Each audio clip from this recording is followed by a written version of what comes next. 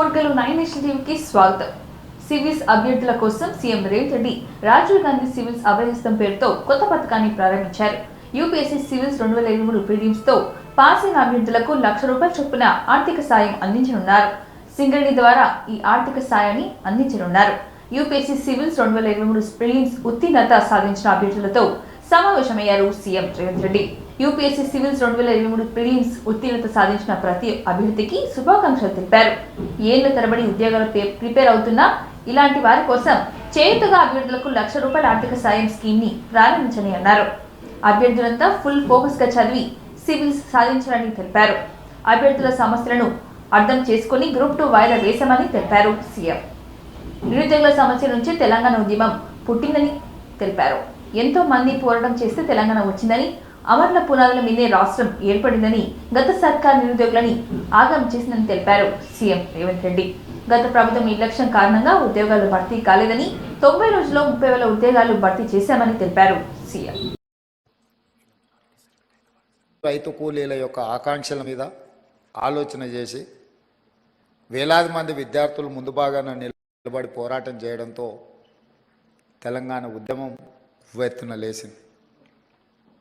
అందులో చాలామంది మీ సహచరులు కావచ్చు, మన పిల్లలు చాలామంది త్యాగాలు చేసి ఆ త్యాగాల పునాదుల మీద ఏర్పడ్డ రాష్ట్రం తెలంగాణ రాష్ట్రం.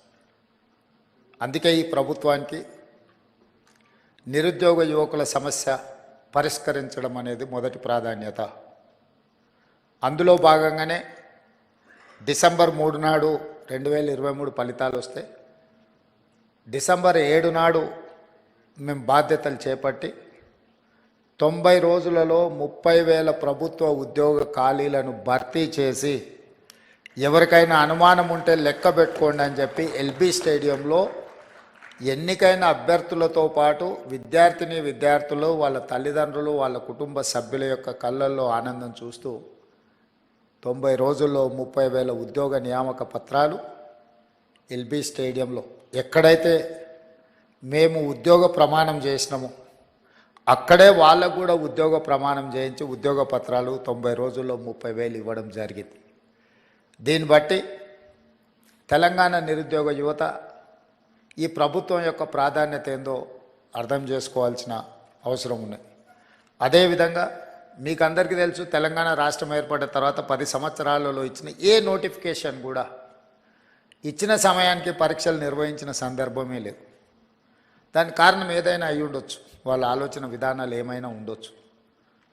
కానీ తీరని నష్టం, యుక్త వయసులో ఉజ్వల భవిష్యత్తును ఆలోచన చేసి కోచింగ్ సెంటర్లలో తిరుగుతూ మధ్యతరగతి, దిగువ తరగతి కుటుంబాలు, తల్లిదండ్రులు కష్టపడి రూపాయి జమ చేసి ఇక్కడికి పంపిస్తే అమీర్పేట్ చౌరస్తాలను, దిల్సుఖ్ నగర్లను, అశోక్ నగర్లను, వివిధ కోచింగ్ సెంటర్ల చుట్టూతో తిరుగుతూ సంవత్సరాల కొద్ది పరీక్షలు వాయిదా పడుతూ సంవత్సరాల తర్వాత పరీక్షలు నిర్వహిస్తే ఫలితాలు వచ్చే లోపల మీరు కష్టపడి చదివిన పరీక్షా కేంద్రాల్లో మీకు ఇచ్చిన ప్రశ్నపత్రాలు అంతకంటే ముందు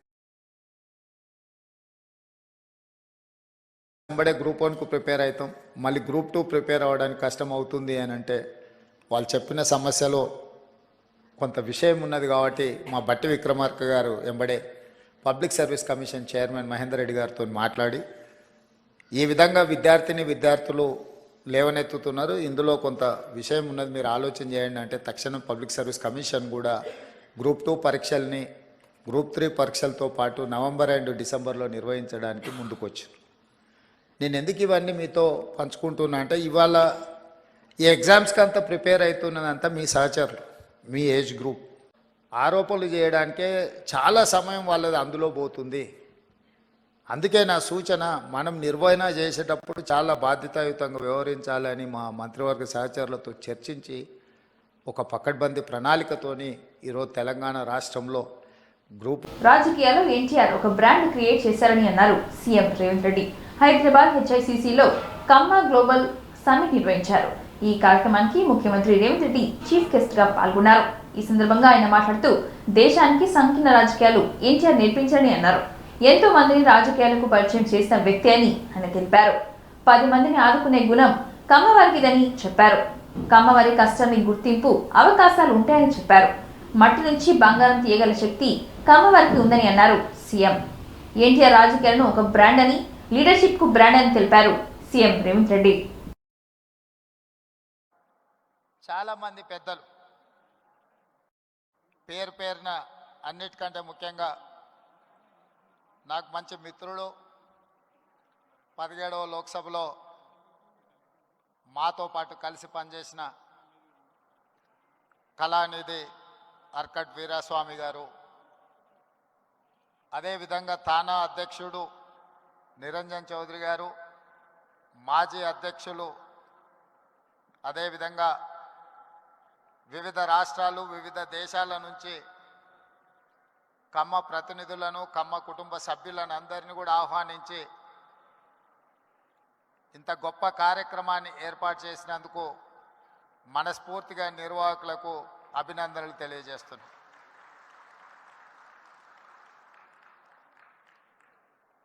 వాస్తవంగా ఈ కార్యక్రమం ఆలోచన 2 సంవత్సరాల క్రితమే రూపుదాల్చింది. నేను మిత్రుడు కుసుమ్ కుమార్కి 2023 కంటే ముందే ఈ కార్యక్రమాన్ని ఏర్పాటు చేయాలి అని చెప్పిన అది కార్యరూపం దాల్చలేదు. ఎక్కడ చూసినా సారవంతమైన నేలలుండి మంచి పంటలు పండించగలిగిన, మంచి పంటలు పండుతాయన్న భూమి ఉన్న ప్రతి దగ్గర కమ్మ సోదరులు అక్కడ ఉంటారు.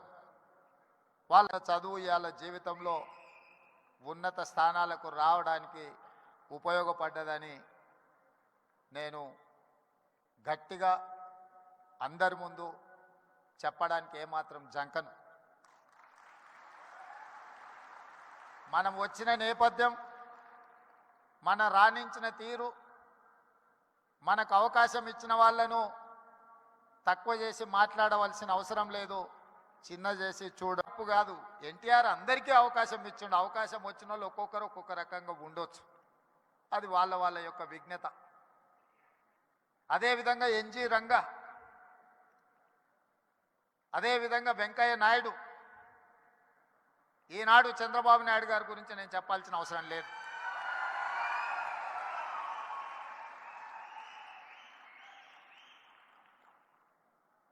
ఈ దేశంలో కాంగ్రెస్ పార్టీకి ఎదురే లేదు.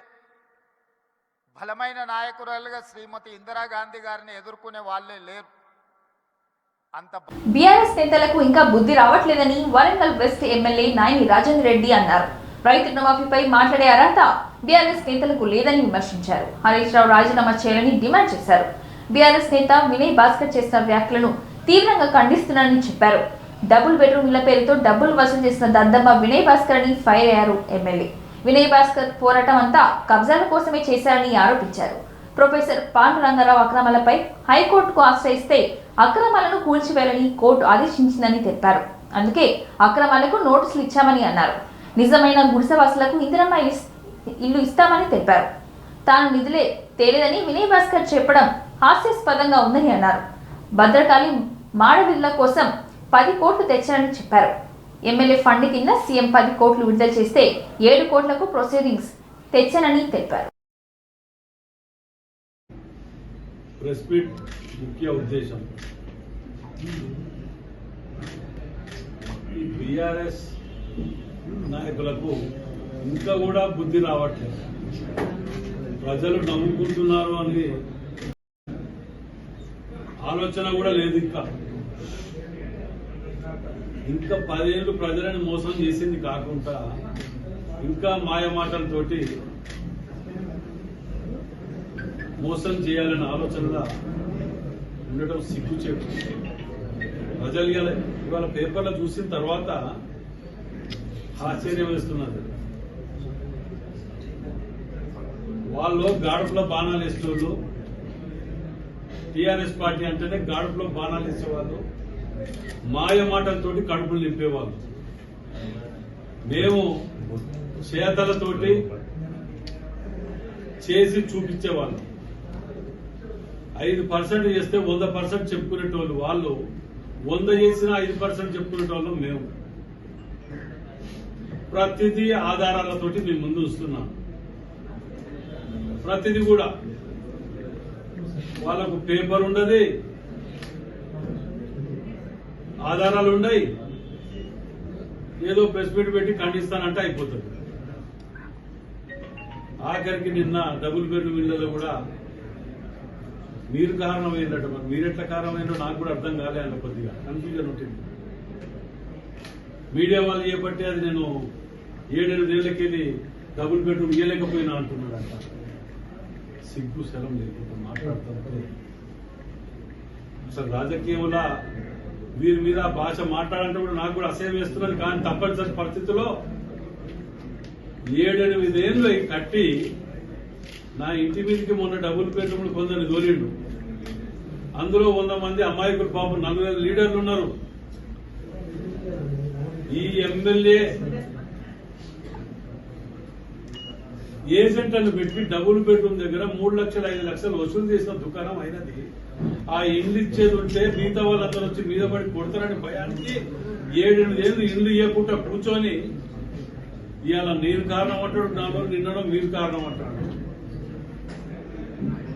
₹1 తెలియదు ఎమ్మెల్యే, మేము కొబ్బరికాయలు కొడుతున్నాం. నువ్వు నిజమైన నాయకులు అయితే, నువ్వు నిజమైన గతంలో ప్రజాసేవకుడు అయితే మరి మేము కట్టినట్టు నువ్వు ఎందుకు కట్టలేకపోయినావు? ఇవాళ నేను ఆధారాలతో పెడుతున్నా. ₹1 వేరేదన్నావు. మాడ వీధులు జనవరి 11, 24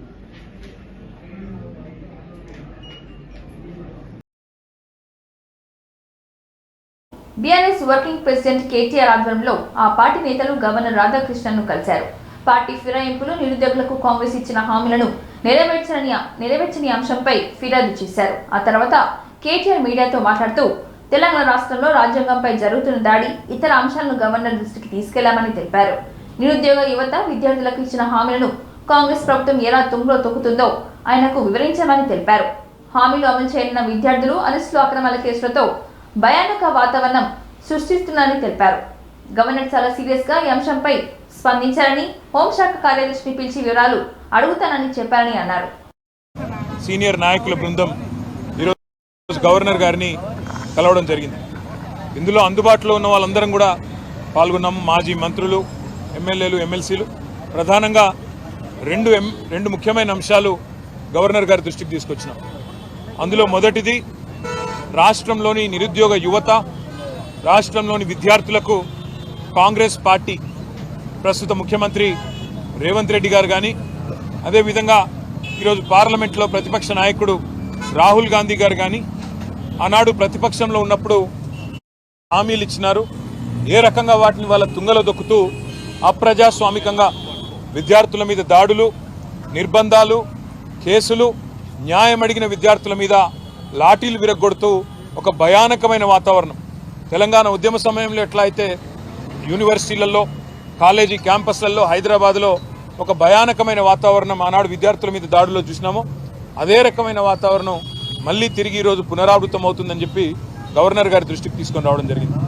ముఖ్యంగా గవర్నర్ గారికి చెప్పింది ఏమంటే, మొదటి సంవత్సరంలోనే, ప్రభుత్వం ఏర్పడ్డ మొదటి సంవత్సరంలోనే 2 లక్షల ఉద్యోగాలు ఇస్తామన్న రాహుల్ గాంధీ గారి మాట, జాబ్ క్యాలెండర్ అని చెప్పి పత్రికల్లో పుంకాలుగా ఫ్రంట్ పేజీల్లో ఇచ్చిన అడ్వర్టైజ్మెంట్లు, ఇవన్నీ కూడా వారి దృష్టికి తీసుకొచ్చినాం.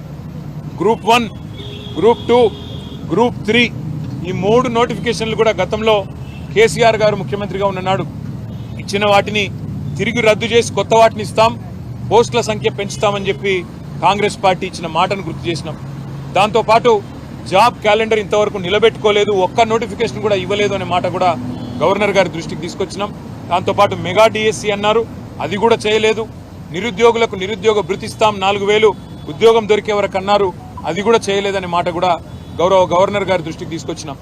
అన్నిటికీ మించి సిటీ సెంట్రల్ లైబ్రరీలో ఉన్న చదువుకుంటున్న విద్యార్థులను బయటికి ఇచ్చుకొని రావడం, ఉస్మానియా యూనివర్సిటీ హాస్టల్లో ఉన్న విద్యార్థులను ఇవాళ వారి మీద దాడులు చేసి మరి పోలీసులు అప్రజాస్వామికంగా వ్యవహరించడం, ఇవన్నీ కూడా గవర్నర్ గారి దృష్టికి చాలా వివరంగా మేమందరం కూడా వివరించి చెప్పడం జరిగింది.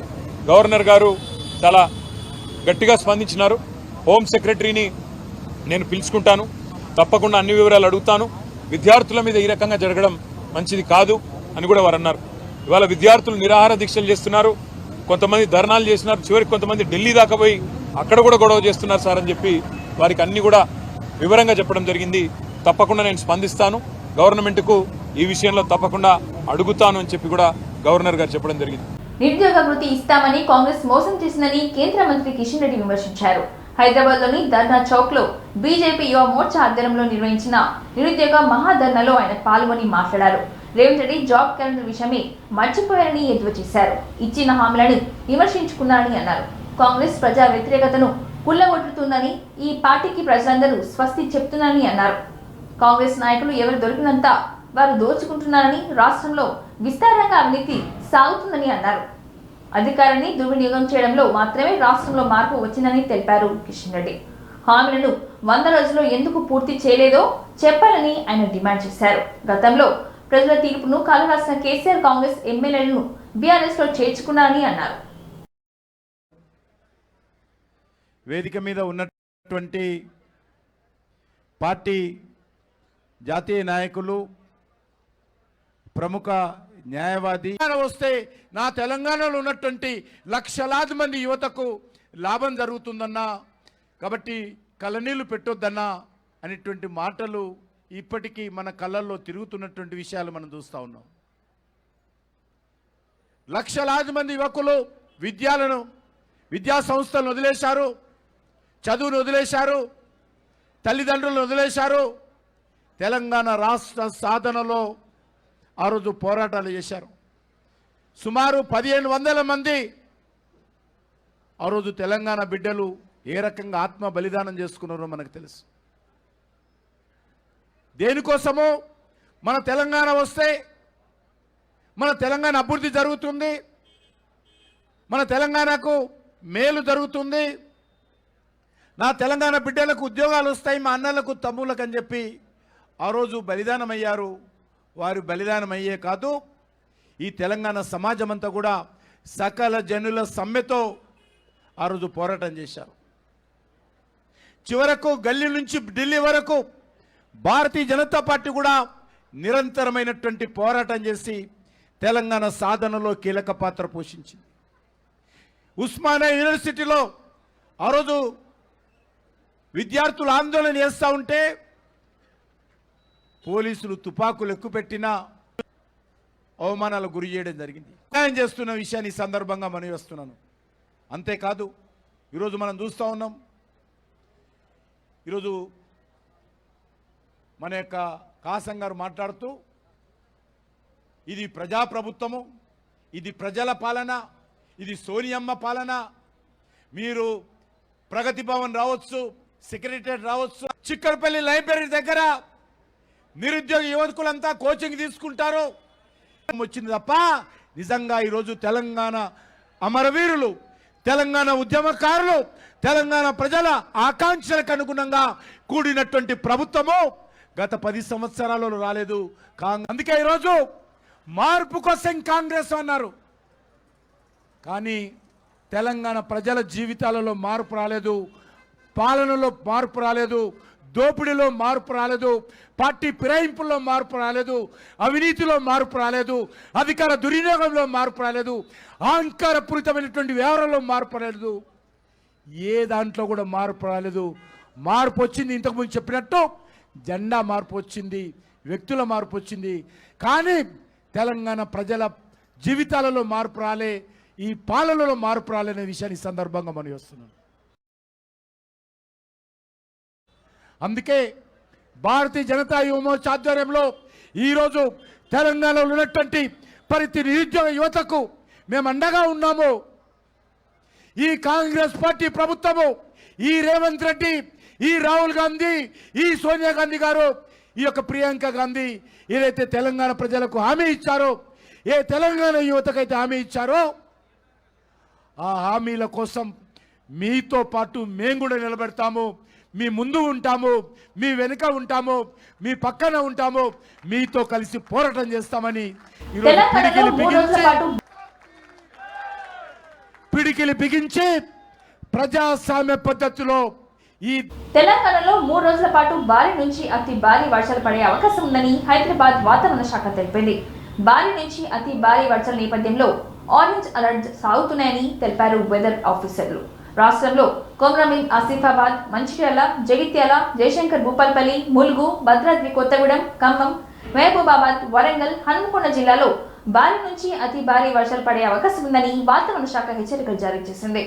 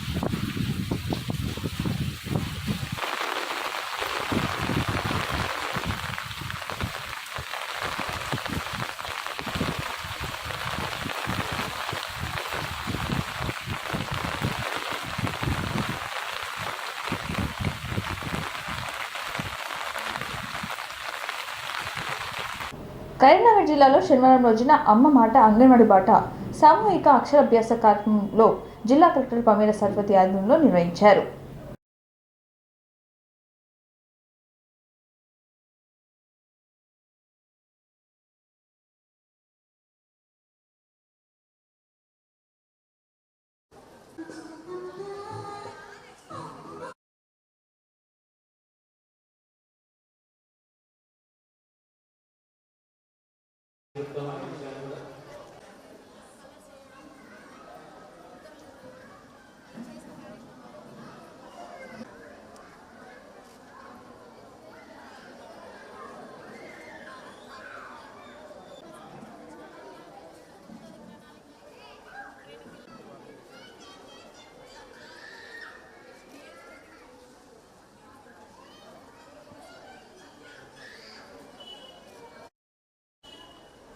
న్యూట్రిషన్ ఫుడ్ పిల్లలకి ప్లస్ తల్లులకి ఏ విధమైన సర్వీసెస్ ఇస్తున్నాము ఎగ్స్ వాటన్నిటిని కూడా కలెక్టర్ మేడం గారికి వివరిస్తూ ఉన్నారు.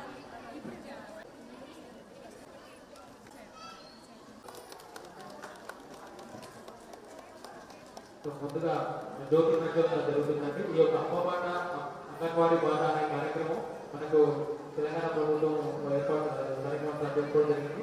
అంగన్వాడీలో ప్రీ స్కూల్ సర్వీసెస్ అలాగే అంగన్వాడీలో మనకు వివిధ కార్యక్రమాలు నిర్వహించడానికి ఈ యొక్క కార్యక్రమం ఏర్పాటు చేశారు. సో ఈ రోజు మనం కరీంనగర్ కోతిరాంపూర్లో అమ్మబాట అంగన్వాడీ బాట అనే కార్యక్రమంలో భాగంగా అక్షరాభ్యాసం కూడా చేసుకోవడం జరుగుతుంది. ఇక్కడ ఉన్న పిల్లలకి సో అందరికీ కూడా స్వాగతం.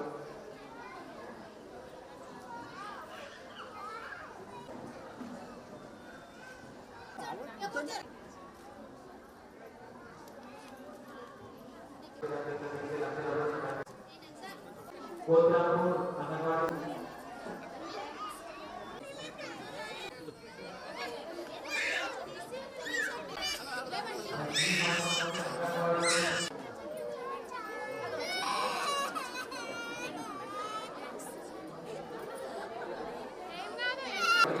వరంగల్ శ్రీ భద్రకాళి దేవస్థానంలో శాకాంబరి నవరాత్రి మహోత్సవాలు 15వ రోజుకు చేరుకున్నాయి. ఉదయం 5 గంటలకు నిత్యానికం దేవతా యోజనంలో భాగంగా అమ్మవారి ఉత్సవ ముహూర్తాల్లో పిచ్చిక శక్తి ముద్రగాను షోడశ్రీ క్రమాన్ని అనుసరించి జ్ఞానశక్తిని అలంకరించి పూజలు జరిపారు. ఈరోజు శ్రీ లక్ష్మీ వెంకటేశ్వర సేవా సమితి మహబూబాబాద్ వారి ఆధ్వర్యంలో దేవాలయ కార్యనిర్వాహక అధికారి శ్రీమతి శేషభారతి, ప్రధాన అర్చకులు శ్రీ భద్రకాళి శేషు మరియు 3000 మంది సేవా సమితి సభ్యులతో వరంగల్ పోచా మైదానం నుంచి శ్రీ భద్రకాళి దేవస్థానం వరకు భారీ ర్యాలీ నిర్వహించి అమ్మవారికి కూరగాయలు సమర్పించుకున్నారు.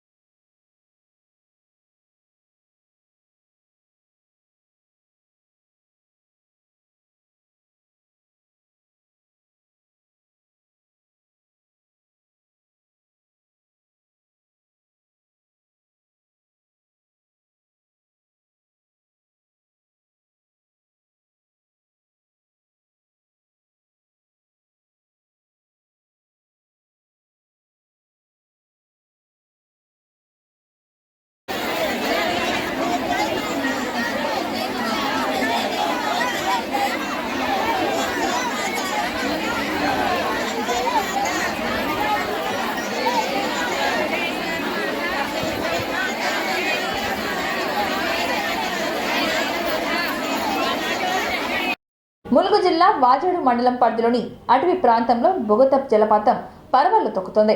ఎగువన కురుస్తున్న వర్షాలతో జలపాతానికి నీరు ఉధృతంగా చేరుకుంటుంది. దీంతో నిన్న మొన్నటి దాకా నీరు లేక కలతప్పిన ఈ జలపాతం ఇప్పుడు కొత్త అందలను సంతరించుకుంది.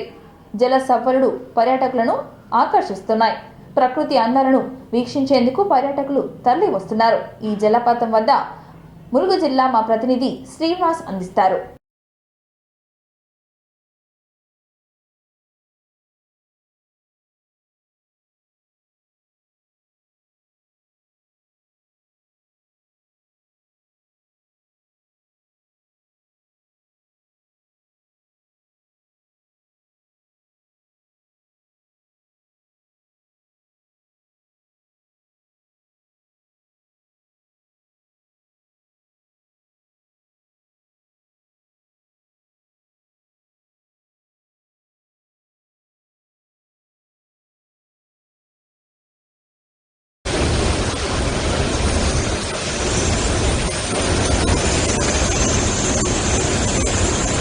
జోగులాంబ గద్వాల జిల్లా కేంద్రంలోని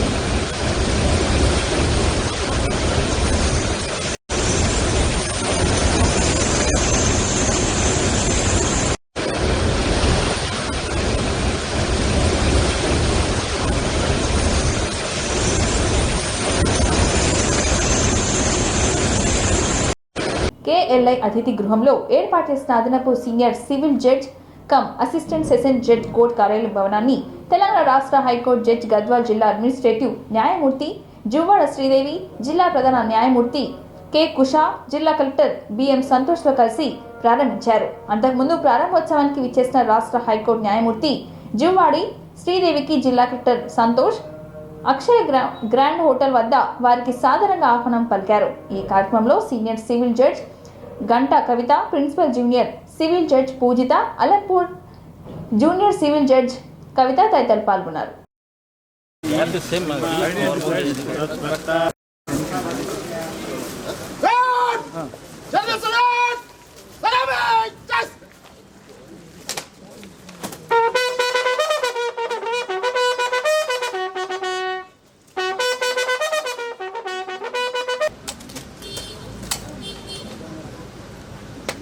श्री महोदय गार्ड आपके नीचे से लिए हाजिर है।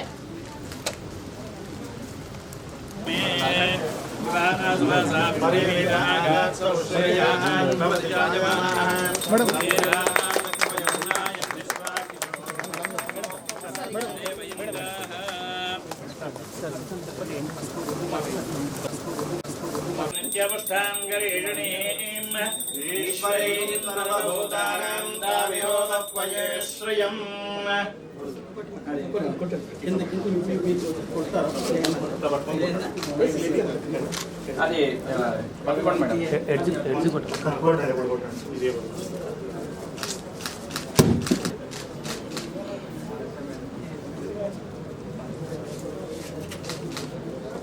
సీజర్ తీసుకుని కట్ చేయండి.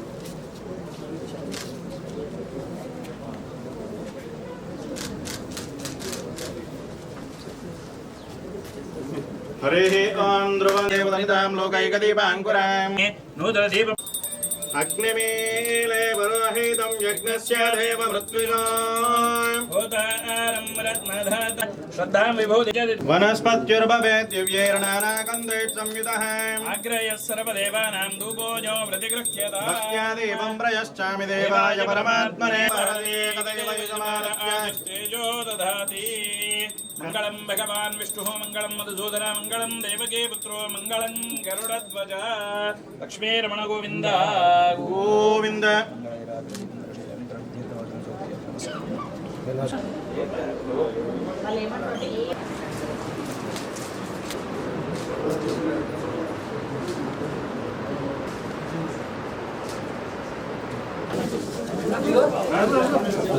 ఇంతటితో ఈ వార్తలు సమాప్తం. మరిన్ని వార్తలతో మళ్ళీ కలుద్దాం. చూస్తూనే ఉండండి ఓర్గల్ 9 నేషనల్ టీవీ.